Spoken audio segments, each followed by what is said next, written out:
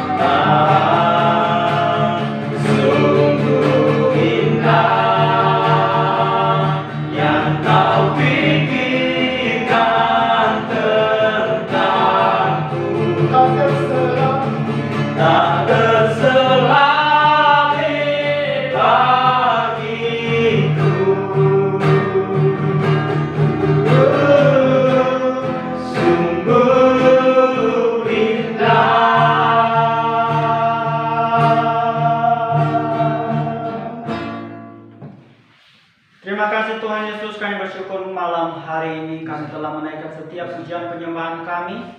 Dan saat ini Tuhan, kami akan mendengarkan kebenaran firman-Mu. Mari Bapa, Roh Kudus-Mu membuka hati serta pemikiran kami. Terlebih hamba-Mu yang akan menyampaikan kebenaran firman-Mu. Engkau urapi hamba-Mu Tuhan. Ialah setiap firman yang disampaikan oleh hamba-Mu Tuhan, itu berasal daripada Engkau Tuhan. Terima kasih Bapa yang baik, kami menyerahkan waktu ini ke dalam tangan-Mu. Hanya di dalam nama Tuhan Yesus Kristus kami berdoa dan bersyukur kepada Bapa dalam kerajaan sorga. Haleluya. Amin. Shalom Bapak Ibu Jemaat Tuhan, puji Tuhan, hari ini kita bisa kembali untuk sama-sama belajar firman Tuhan dari firman yang disampaikan Bapak Gembala kemarin, yaitu dengan tema akhirnya diberkati Tuhan. Amin. Orang Israel tidak mengerti kehendak Tuhan. Sebenarnya untuk sampai ke Kanaan mereka cuma membutuhkan waktu 10 hari. Tapi karena dalam perjalanan mereka sering mengeluh, mereka sering putus asa, mereka marah pada Tuhan. Perjalanan yang harusnya bisa ditempuh dalam 10 hari ditempuh oleh bangsa Israel selama 40 tahun. Nah, sebelum Tuhan memberkati, Tuhan ingin mendidik dan melatih setiap kita. Kalau kita tidak dididik, berkat bisa membuat kita menjadi lupa akan Tuhan dan menjadi hamba dari si jahat atau iblis. Tanpa persiapan, berkat bisa menjadi kutuk bagi setiap kita. Karena itu, Bapak, Ibu, Saudara, dan saya, ketika Tuhan hendak memberkati kita, kadang-kadang kita diperhadapkan dengan kesulitan demi kesulitan. Gunanya apa? Untuk mempersiapkan kita menerima setiap berkat yang akan Tuhan sediakan bagi kita. Nah, untuk masuk ke dalam Kanaan ada sekolah padang gurun yang harus kita lewati. Seperti halnya bangsa Israel, untuk sampai ke Kanaan mereka harus melewati padang gurun. Nah, hari ini kita mau belajar 3 hal penting untuk dalam akhirnya diberkati Tuhan atau akhirnya semuanya menjadi baik. Yang pertama, kita harus mengetahui ada kehendak Tuhan untuk mengajari kita melalui padang gurun. Manusia atau setiap kita adalah orang-orang yang terbatas. Manusia itu orang yang sombong. Kadang-kadang kita berpikir bahwa dengan kekuatan kita, Bapak, Ibu, Saudara, dan saya mampu menyelesaikan masalah kita. Tapi kita lupa bahwa kita itu terbatas. Dan kita semua memerlukan yang namanya Tuhan. Kalau kita tidak bersandar kepada Tuhan, maka kita nggak bisa menyelesaikan apapun masalah dalam kehidupan kita.